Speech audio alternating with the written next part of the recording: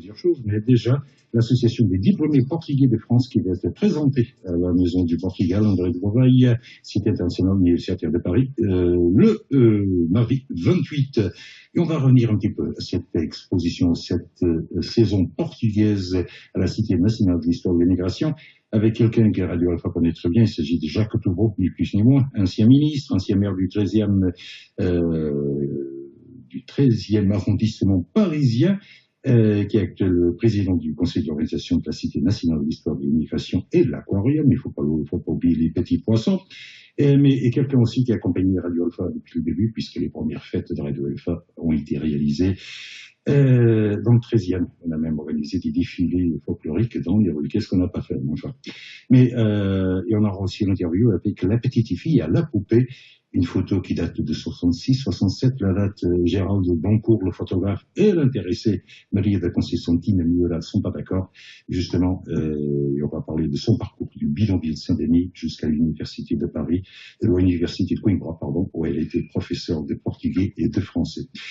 Mais avant tout, bonjour à nos invités justement de cette nouvelle association, Anne Antunes, bonjour. Bonjour. Sylvie Fernandes, bonjour. Bonjour. Et Victor Rosa. Bonjour à vous, bonjour à tous les auditeurs. Alors, cette association a été créée déjà ça fait quelques mois, justement. On va essayer de savoir un peu davantage, et pour tous ceux qui sont intéressés à s'inscrire, à faire partie et travailler surtout, parce que quand on fait partie d'une association, ça suppose qu'on travaille, qu'on participe pleinement, sinon c'est pas la peine de se plaindre après. Savoir un petit peu le pourquoi, on va commencer par là, justement, la genèse de l'association. Qui c'est qui bonjour, alors merci de nous recevoir dans notre programme. L'association Agrafert, l'association des diplômés portugais en France, elle est née en janvier cette année, donc on aura bientôt 4 mois, donc on est encore un peu petit. Et en fait, cette idée est née après avoir participé en décembre dernier à Lisbonne à un congrès qui a été organisé par 2 associations, la PAPS, qui correspond à l'association des diplômés portugais aux États-Unis, et la PARSUC, qui est l'équivalent en Angleterre. Et en fait, on se dit que ça serait aussi intéressant d'avoir quelque chose ici en France où la communauté portugaise est très importante. Et c'est comme ça que Agrafert est née.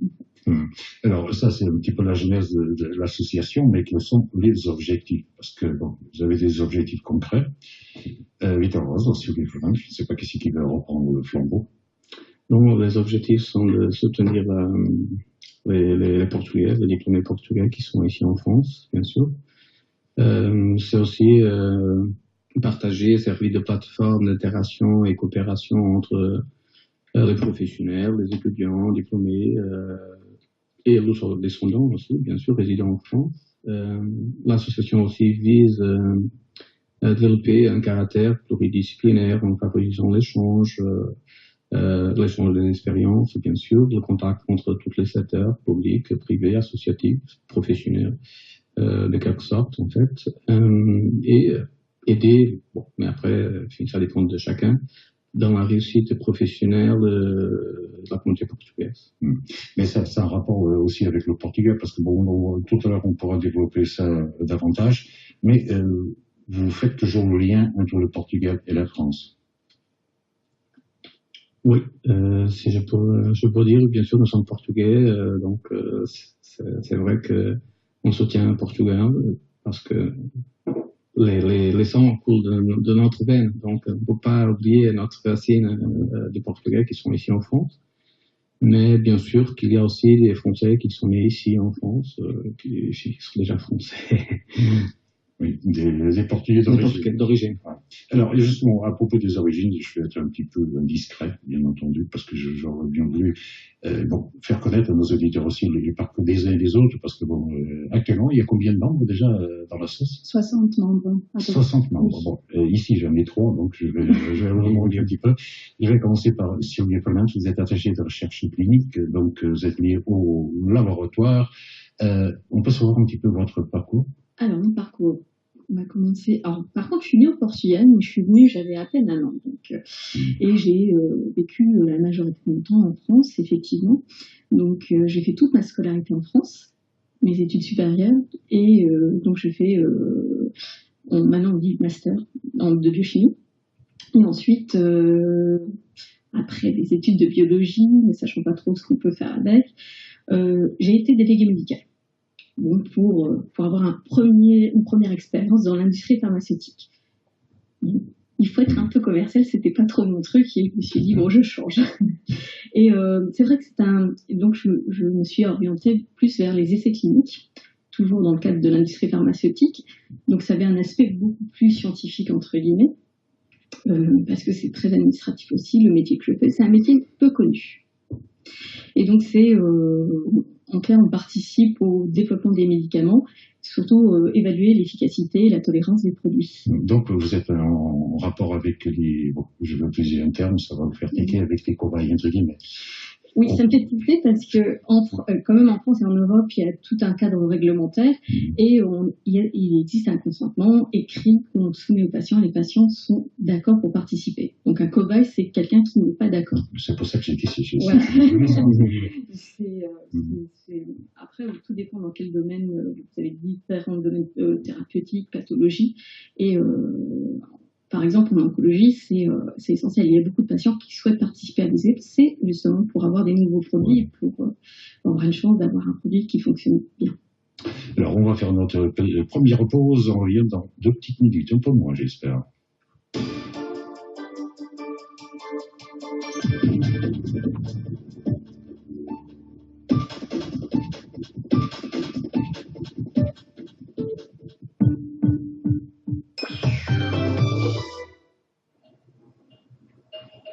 Leclerc vous présente les alliances locales, des partenariats durables entre les magasins Leclerc et les producteurs de votre région.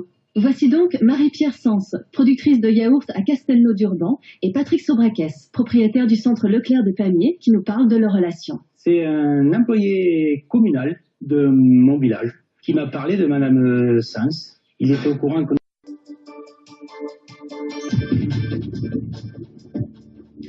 On revient à Passager Niveau. Je rappelle, on parle de l'association de diplômés portugais en France, qui va être présentée mardi prochain, le 28 mai, à Casa de Pouvoir, résidentielle. Je dis encore comme avant. André de Gauveil, à partir de 19h30. Alors, Sylvia Fernandes, on laisse tomber un petit peu ce côté médecine, ce côté science. Finalement, pourquoi est-ce que vous faites partie de cette association? Qu'est-ce que vous cherchez dans cette association, finalement, personnellement? Alors, c'est un peu par hasard que j'ai découvert cette association et c'est via Cap Magellan. Je regardais le site de Facebook et je me suis dit, tiens, il y a une réunion avec l'association des diplômés portugais. Je me suis dit, tiens, pourquoi pas? Au départ, par pure curiosité, puis je me suis dit, mais c'est vrai que ça n'existe pas, ce type d'association dédiée aux diplômés portugais. C'est comme ça que je suis arrivée lors d'une réunion et puis je me suis dit, bah tiens, pourquoi pas, on va continuer.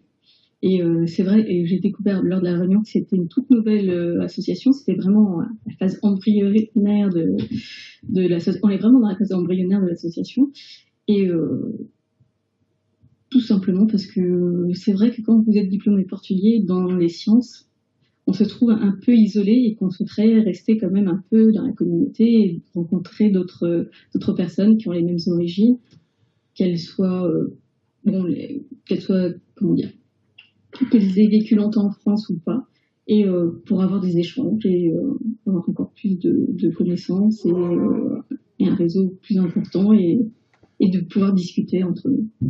C'est vrai qu'il existe ce nombre d'associations. Bon, l'association portugaise, on parle de 800 ou 900 associations. Il commence à avoir un certain nombre d'associations pour nous qui essaient d'être des artistes, comme pour les artistes, des écrivains, artistes plastiques ou autres, mais des scientifiques, c'est la première fois. Mais à propos de science,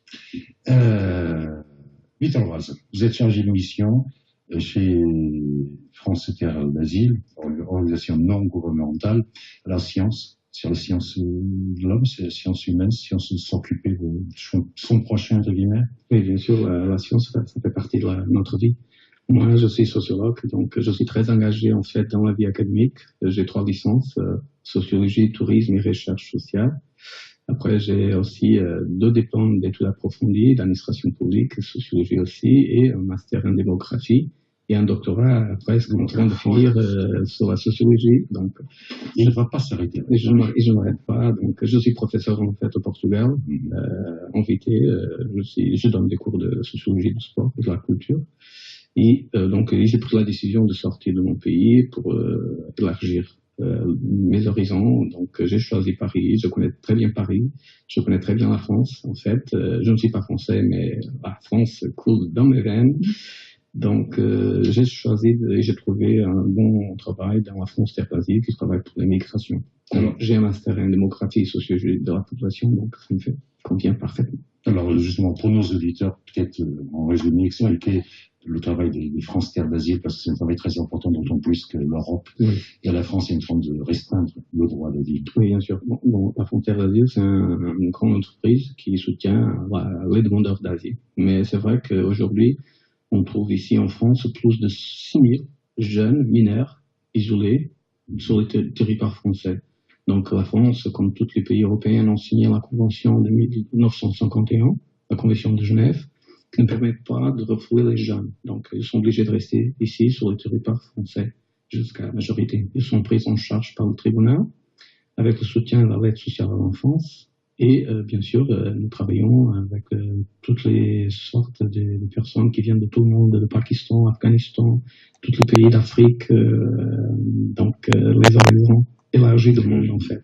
Donc on soutient, on fait des demandes d'asile et on essaye de trouver des formations professionnelles parce que la France a besoin des migrants, donc il faut le dire. Il y a des boulots, des travaux que les Français ne font pas, comme nous au Portugal ne font pas beaucoup de choses.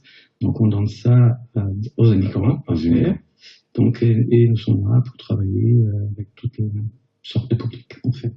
On va pas rentrer dans le détail des difficultés d'obtenir l'asile politique. Bon, on sait que les Portugais, avant le 25 avril, il y avait certains privilégiés qui l'ont obtenu, mais c'était impossible. Aujourd'hui, pour prouver qu'on est un vrai exilé politique, c'est pas évident, hein, je pense. Oui, c'est très, très difficile. En fait, on finit par les droits de l'homme, la déclaration des droits de l'homme. Donc, c'est difficile de prouver. Si vous retournez à votre pays et que vous êtes menacé ou poursuivi par des menaces de couleur, de peau, de religion, des races, enfin, beaucoup de choses. Donc, c'est difficile de prouver. C'est vrai que ce sont des cas petits, en fait, on va dire, une petite minorité. Mais après, c'est vrai que vous avez d'autres moyens juridiques d'avoir la protection subsidiaire qui nous permet parfaitement de rester dans le territoire français 3 ans ou jusqu'à 10 ans comme on demande d'asile. Ça dépend en fait des cas, mais pour ça, il faut toute une analyse sociale, scientifique, parce qu'il faut prouver, par exemple, dans le cas de mineurs, le test d'âge osseux. Donc, et après, on a tous les dispositifs juridiques pour ça. Mais on peut rester sur le territoire français avec d'autres moyens. Enfin, bien que les immigrés économiques sont... derrière, il y a une politique, mais il ne faut pas rentrer dans ce détail. On va faire politique. On pourrait continuer. Mais en fait, la politique, ça fait partie de notre vie aussi, que nous sommes des citoyens. C'est la vie du quotidien. Aujourd'hui, nous sommes des citoyens. Alors, Victor, justement, bon, vous avez voulu adhérer à cette association. Vos motivations aussi? Oui, ma motivation, c'est comme Sylvia. Donc, j'ai trouvé par hasard cette association-là. J'ai regardé un petit peu l'équipe. L'équipe, ça me plaît. Déjà, ils ont une très bonne formation. Ils sont des doctorats avec post-doctorats. Donc, ce sont des vrais des scientifiques. Moi, j'aime bien ça. J'aime partager les connaissances culturelles, scientifiques avec d'autres personnes. C'est vrai que mon domaine, c'est social.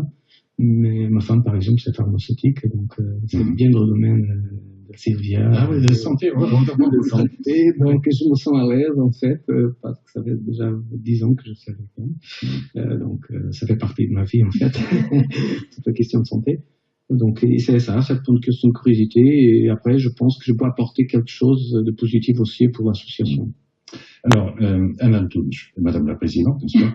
Madame la Présidente, avec vous, on part à l'Institut Pasteur. Mais avant l'Institut Pasteur, vous avez eu une vie avant. En fait, j'ai fait mes études au Portugal et dans le cadre de mes études, à travers des programmes Erasmus, c'était la première fois que je suis venue en France et je suis allée à l'Institut Pasteur. J'ai fait un stage d'un an, en fait. Et ça m'a plu. Après, je suis revenue pour faire mon doctorat. Et donc, j'ai fait un doctorat en microbiologie. Et ensuite, je suis partie en Italie continuer à faire de la recherche dans une industrie pharmaceutique. Et là, je suis de retour à l'Institut Pasteur dans un autre laboratoire en même temps chercheur postdoctoral. En fait. Donc je me tiens à la recherche avec un attaché à science. Voilà, donc ça va, apparemment, vous êtes même pas amis du chemin, parce qu'un chercheur, de toute façon, sa raison d'être, c'est de chercher. J'ai compris. Alors, Anna Touch, présidente de l'association. Oui, tout à fait. Donc c'est vous qui avez démarré tout le processus. En fait, on a un groupe d'amis, en fait, avec le congrès à laquelle on avait assisté, on s'est dit, on avait tous un peu la situation, c'est-à-dire comme César disait, au niveau scientifique, parfois on est un peu éparpillé dans notre travail. On s'est aperçu qu'il y a pas mal de portugais, domaine scientifique et d'autres domaines qui sont un peu isolés. Et on s'est dit que c'était très, très, très important de créer une plateforme d'interaction où les gens puissent se connaître, interagir, faire le partage d'expériences et même développer après des projets professionnels ensemble. En fait. C'est pour ça aussi que la GRAFER a cet caractère multidisciplinaire, en fait. Voilà. Et tout à l'heure, on va rentrer dans le détail, justement, dialogue pluridisciplinaire. On va donner du détail. Mais déjà, Maryse, la musique, origine de l'immédiat.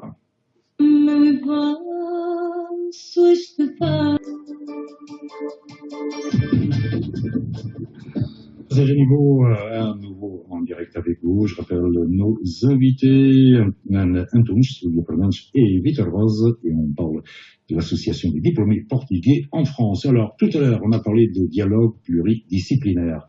Alors ici, on a déjà deux qui sont liés au secteur de la santé, l'autre le côté sociologique avec France Terre d'Asile, mais je pense que vous en avez d'autres horizons différents, mais quand on parle de dialogue pluridisciplinaire, pourquoi faire? Parce que question de base. Ça enrichit tout le monde en fait, lorsqu'on a différentes expertises qui sont ensemble, qui peut chacun apporter sa propre perspective, son propre connaissance, et développer des projets avec un sens beaucoup plus concret, et que ça permette de partager sa connaissance entre différentes personnes qui ont différentes expertises. Et en fait, à niveau de l'association, c'est-à-dire l'association, c'est vrai qu'elle est fondée par des personnes qui sont à la base des chercheurs en santé, mais l'association elle est ouverte à toutes sortes de diplômés. Donc, on a aussi dans l'association des personnes des arts, de la musique, des architectes, des avocats. Donc, ça prend tous les domaines professionnels. En fait. Moi, je partage aussi l'opinion de Durkheim et Durkheim, que les faits sociaux sont total, donc économiques, du point de vue mathématique, psychologique, social. Donc, chacun apporte sa pierre aux travaux, au final. Alors, et finalement, c'est tout ce qui touche l'être humain. Oui, bien sûr. Alors, il y a quelque chose, je pense, à laquelle vous pensez, c'est le dialogue entre générations. Je ne sais pas si ça fait partie de vos réflexions ou pas. Oui, tout à fait. Et en fait, nous, on pense organiser une journée en octobre qu'on appelle la journée L'eau et Sciences. On a comme thème les parcours professionnels avec des histoires de succès, de carrière dans l'académique industrie et l'esprit d'entreprise. Et en fait, ce qu'on veut faire, c'est inviter des personnalités portugaises nos descendants en France qui ont une carrière bien établie avec du succès, qui puissent venir dans cette journée faire leur témoignage de leur carrière, de leur interaction avec la communauté française, voir qu'est-ce qu'ils ont pu apporter de leur nationalité portugaise vers ici en France, mais aussi c'est ce qu'ils ont pu apprendre de la communauté française, et de faire ces témoignages de manière aussi à stimuler le parcours professionnel des jeunes en début de carrière qui sont ici en France, qui veulent un peu savoir comment ils peuvent développer leur parcours professionnel. Tout à fait, on peut. Moi, ça fait un moment que je travaille, donc une quinzaine d'années. Donc, je peux donner des conseils comment préparer son CV ou envoyer leur CV, leur lettre de motivation, tout ça, comment cibler les sociétés auxquelles on peut postuler. Parce que j'ai également une connaissance du domaine où je travaille. Donc ça, je peux apporter aux gens qui viennent en France ou qui veulent, ou même aux personnes qui font des doctorats, des postdocs, qui à un moment ou à un autre, s'ils peuvent plus continuer dans leur domaine de recherche fondamentale, pouvoir faire une conversion dans le domaine plus je ne veux pas dire dans le privé, en clair. En quelque sorte, c'est aider aussi dans le choix des carrières Voilà. futures de ces jeunes. Et on arrive à 13h, le temps horaire, n'est-ce pas? On a encore quelques petites secondes, on va avoir une petite musique de fond, etc. Sinon, si on parle à 13h, puis les micros se coupent. Voilà. Passage in viva. Ertuğ Silva.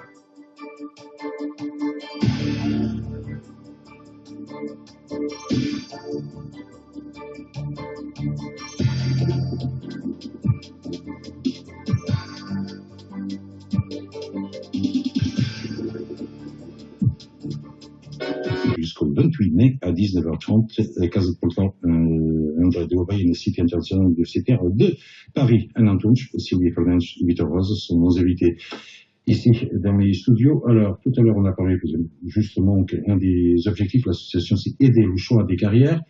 Mais il y a quelque chose d'important, et on a parlé des échanges aussi, c'est France, Portugal, étranger. Donc, le début de l'association, c'est suivre un petit peu l'exemple des États-Unis et de l'Angleterre. Alors, par rapport au Portugal, en sachant que, bon, on a des jeunes diplômés au Portugal, mais avec des diplômes assez intéressants, et on connaît le chômage. On a un Premier ministre qui a proposé aux jeunes formés que partir parce que le pays ne peut pas vous donner à manger. Je pense que vous avez réfléchi à tout ça. Bon, c'est pas évident, mais enfin, dans vos échanges avec le Portugal, ça fait partie de vos réflexions, Victor Rose. Oui, ça fait beaucoup parce que je suis très engagé en fait dans la politique, dans le milieu associatif. Donc ça fait partie en fait de ma vie, toutes ces questions-là. Donc c'est vrai que un secrétaire d'État a dit ça. Donc le Premier ministre. Le Premier ministre. Oui, après. Mais il m'a dit oui, ici il n'y a pas d'opportunité, il faut trouver ailleurs. Bon, je vous dirais que ça, le chômage c'est vraiment un drame social. Donc c'est vrai que nous sommes déjà 20% de chômeurs, les jeunes plus affectés, 40%, donc c'est déjà beaucoup.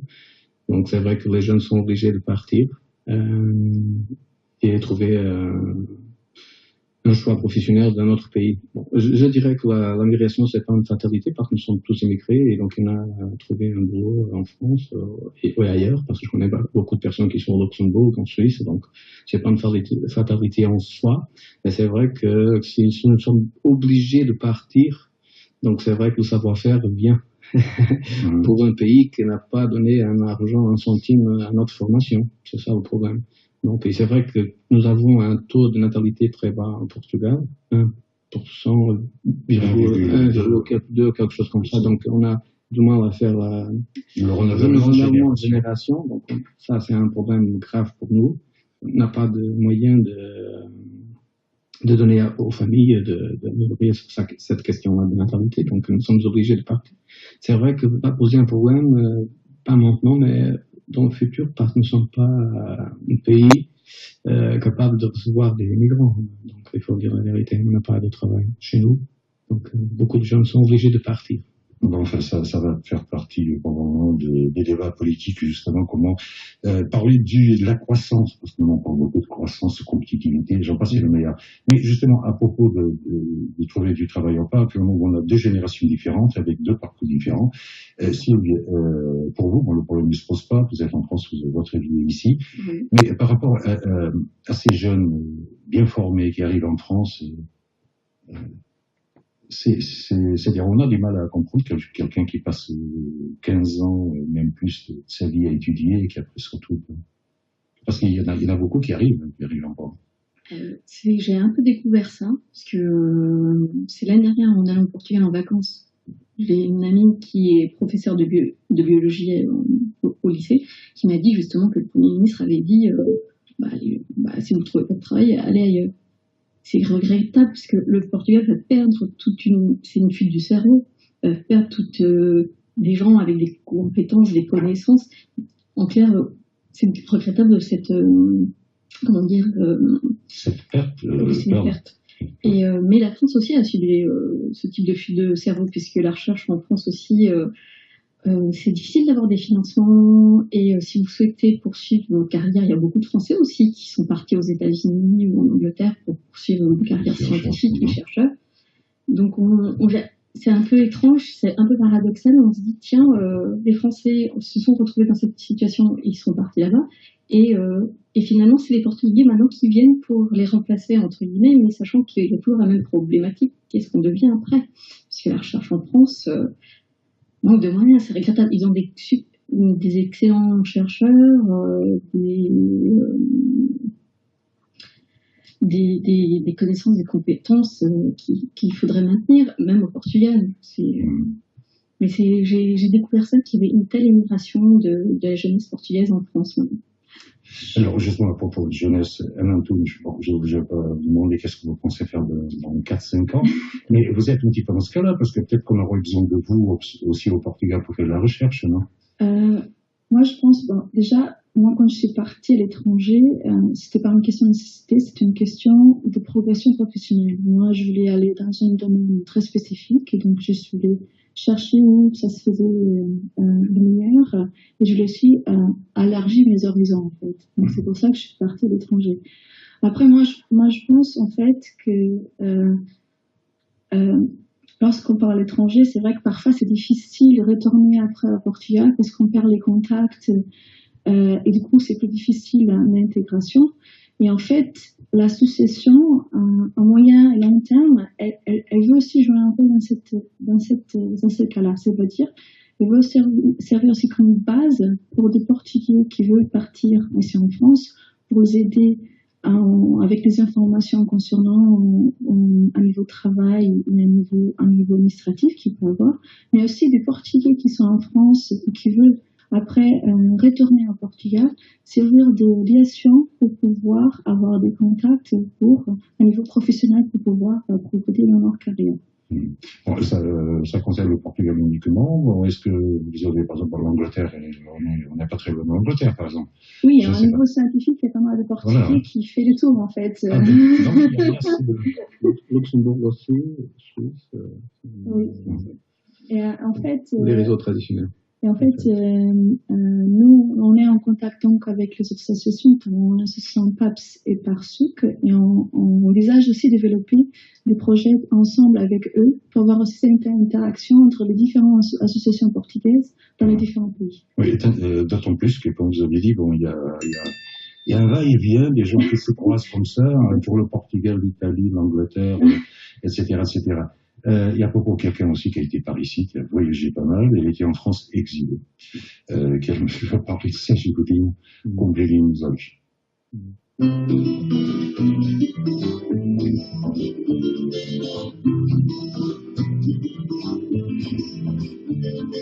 Com brilhozinho nos olhos e sonho a rodar, escancar esta porta do bar, vazias a cabelo aos olhos, a cenar tudo.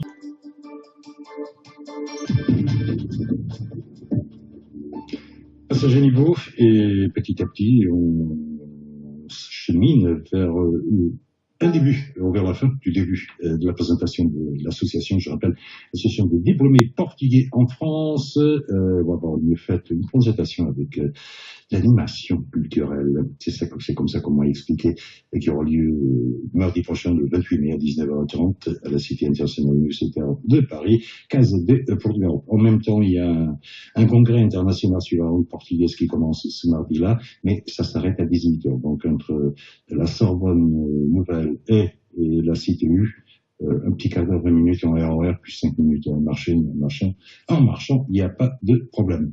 Alors, tout à l'heure, on a parlé des activités, et entre autres, cette journée Sciences en France, fin octobre.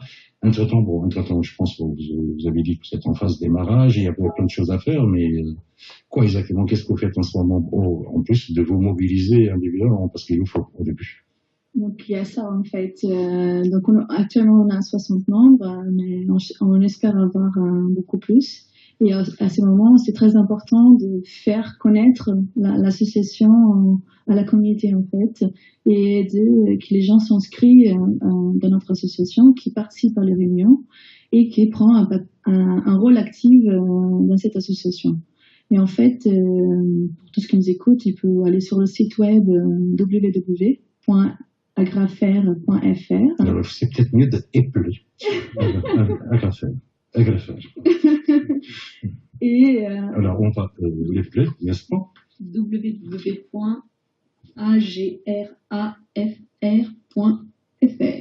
Voilà. Et donc là, vous avez des informations sur l'association et aussi le formulaire pour pouvoir s'inscrire dans l'association. Alors, les membres actuels, la soixantaine de membres, c'est uniquement de la région parisienne, ou est-ce que vous essayez d'élargir un petit peu la province? Parce que quand on parle, par exemple, de Toulouse, c'est une ville très importante. Je parle de Lyon 1, 2, 3, Bordeaux, Poitiers, Rennes. Bon, je pourrais continuer la liste comme ça. Voilà, vous avez un vivier là-dedans. Oui, c'est vrai. En fait, donc là, on vient de démarrer, donc c'est normal que la majorité des membres soient de la région parisienne, mais c'est vrai qu'on veut tout à fait élargir l'association dans tout le pays de la France. Il a dit même de créer des postes satellites dans différentes villes en France où il y aura un représentant de l'association avec laquelle il faudra suivre aussi des activités pour les membres de l'AGRAF dans sa ville de travail, en fait. Et finalement, vous pensez à réaliser des réunions thématiques par rapport, je ne sais pas, tout à l'heure, on a parlé des questions de santé. Bon, quand on parle aussi du Pasteur, c'est une question des vaccins, j'en pense mais je ne sais rien. Est-ce que vous pensez organiser des réunions thématiques ou pas par rapport à certains sujets? Et là, il y aurait des expériences des uns et des autres. On pourrait faire le rapport justement, comment est-ce que cette question est vue au Portugal, est vue en Angleterre. Je ne sais rien, moi. Oui, on est tout à fait ouvert pour des différents projets, notamment pour le projet de l'Ososciences qu'on veut faire en octobre.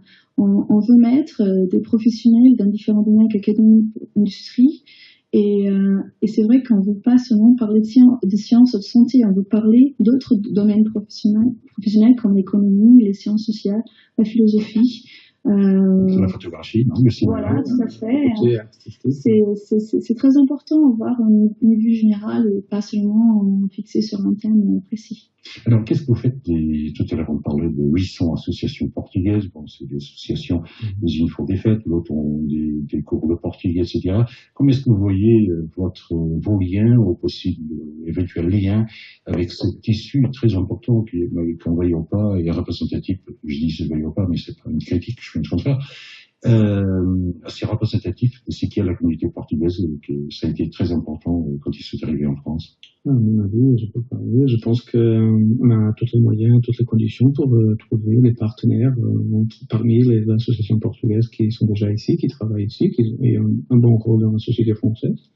Donc, on espère, avec notre travaux, avec notre compétence, notre savoir-faire, de trouver des partenaires pour notre action de divulgation des assises, pour débattre une thématique importante pour la société, pour nous-mêmes, pour l'association, et pour les jeunes qui me cherchent aussi. Bon, je vais vous donner un petit mot de remerciement aussi pour Radio Alpha, parce qu'elle est en train de nous aider dans la divulgation de l'association. Après, nous avons tout le site web, bien sûr les réseaux sociaux. Donc, nous sommes en train de faire une grande divulgation en France, en fait, pas seulement dans la région parisienne. Donc, après, avec notre présence sur le terrain, je pense qu'on peut trouver parfaitement des partenaires compétents pour... Déjà, on fait partie d'autres associations aussi. Donc, moi, je suis très engagé dans l'association. Aussi, on s'appelle tout court. Tout à l'heure, vous avez parlé de Facebook. Il y a une petite erreur de ma part, parce que j'ai annoncé la présentation, la session de présentation de l'association des diplômés portugais en France sur l'annonce que j'avais mise sur Facebook. C'est écrit Consulat général du Portugal. Je m'excuse auprès de vous, auprès de nos auditeurs et nos lecteurs, qu'effectivement la présentation aura lieu à la maison du Portugal, André de Gouveia. Alors justement, qu'est-ce qui va se passer à partir de 19h30 le 28 mai? Je peux faire seulement une petite remarque avant de répondre à cette question-là, et que je laisse Sylvia Anne. C'est que nous ne sommes pas ici pour faire la concurrence avec d'autres associations. Donc c'est pas notre cas, c'est pas notre rôle. C'est d'apporter une pierre en plus à l'édifice, mais pas faire la concurrence, c'est pas notre but. De toute façon, il n'y en a pas d'autres comme vous. Merci. Non, mais il ne faut pas avoir des problèmes avec les autres qui pensent qu'ils sont ici. On reste quand même ouvert pour faire des projets communs avec d'autres associations lorsque les intérêts de l'association sont aussi dessus, bien sûr. Oui. Voilà, parce que bon, j'ai un sociologue, bon, il y a des historiens, il y a plein de choses. Donc, et quand on parle de l'histoire, bien entendu, l'homme est dedans, qui dit ça, c'est la santé, c'est certaines choses, donc c'est tout le temps, toute notre vie qui passe dedans. Alors, le 28, à partir de 19h30, qui c'est qui s'attelle, qui c'est qui explique, Sylvia, hein? Alors, le 28 mai, à la Maison de Portugal, la GRAF fera sa présentation officielle à la communauté. Et en fait, on comptera avec la présence de Monsieur l'ambassadeur du Portugal, Moraes Coelho, et aussi avec la participation du consul général de Portugal à Paris, Monsieur Pedro Lorti, comme orateur invité en fait. Cette soirée aura aussi va commencer avec une animation culturelle, tout à fait. Donc on aura la participation de la photographe Susanne Alschenk, des chercheuses Renata Basto en biologie, et Louise Smith, chercheuse en philosophie, donc deux domaines assez divers, ainsi que la participation du pianiste Jean Lorenzo. Et donc après, un discours de consul, et une présentation de la GRAF, ça se fait là avec un cocktail convivial. On pourra faire des échanges entre différents participants et invités. Voilà. Oui, comme c'est boire un peu, ça ouvre les esprits et ça aide ce partage. Et d'ailleurs, la Cité internationale universitaire de Paris, bon, des chercheurs, ça ne manque pas, justement. Oui, et une petite question, ça va être ma dernière question avant de passer l'avant-dernière. C'est des diplômés portugais en France, mais il y a plein de lusophones. Si je veux penser. Oui, en fait, dans l'association, elle a ouvert aussi avec des descendants diplômés qui résident ici en France, et donc ça reste quand même pas. Mais je parlais des lusophones. Oui, voilà, vous voulez question de personnes, quelle que soit la nationalité, qui parlent portugais. Oui, c'est-à-dire parce que, étant donné je peux dire, en fait, c'est que, donc, on a les membres titulaires, donc, on a déjà parlé, et après, nous, on a aussi dans notre statut des membres associés. Et là, c'est que quelques personnes qui est intéressée avec les activités de l'association qui peuvent participer. Et ça n'a rien à voir avec ma nationalité, ça a rien à voir avec leur parcours professionnel, seulement avoir l'intérêt de participer dans les activités de l'association. Et là, ça devient un membre associé. Bon, j'ai réussi à avoir une réponse. Bon, je pense qu'on va avoir... tiens, Irma. Là.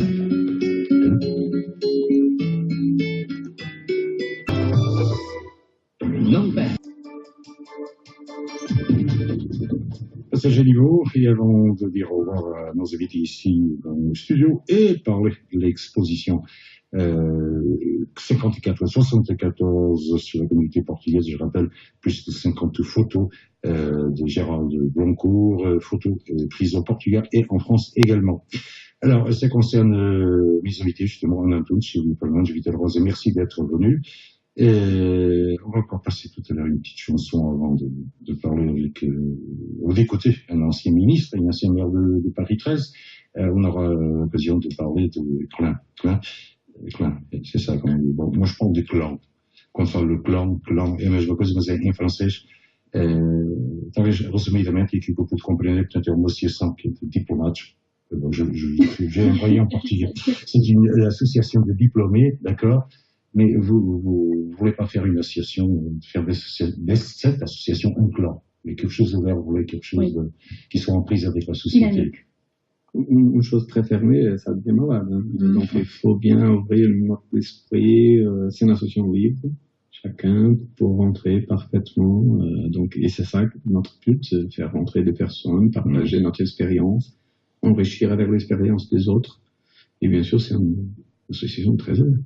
D'autant plus que vous avez une expertise chacun dans votre moyen, votre domaine, qui peut intéresser le restant de la communauté portugaise et pas seulement. Non? Ah oui, ça, c'est quelque chose. Oui, j'espère. Que les gens puissent profiter aussi de vos connaissances et de votre expérience professionnelle, non? Ah oui, j'espère, parce que nous sommes très engagés dans la société française. Donc, on travaille sur les entreprises françaises, donc on peut apporter beaucoup de choses. Et si nous sommes ici, c'est parce que la France a reconnu aussi notre compétence, en fait. Oui, elle a reconnu, et surtout parce qu'elle a besoin aussi. Oui, bien sûr. Bien sûr aussi, bien sûr. C'est l'intérêt commun, en fait. Un Anton Sylvie Fallon, Julie Cabras, merci d'être venu. Et alors rendez-vous mardi prochain, 28, à partir de 19h30. Merci beaucoup. Merci à Radio Alpha pour nous donner cette opportunité de présenter notre association. Voilà. Et à vous aussi, merci. Merci à vous, surtout d'être venu, que j'ai l'habitude de dire, la vie, ça se passe dehors. Ici, on essaie de temps en temps de passer quelques flashs, quelques photos. Bon, ça se voit pas à l'antenne, bien qu'un webcam est coupé. C'est bon. Clan, pour vous dire au revoir aussi, le thème de Push Boomer.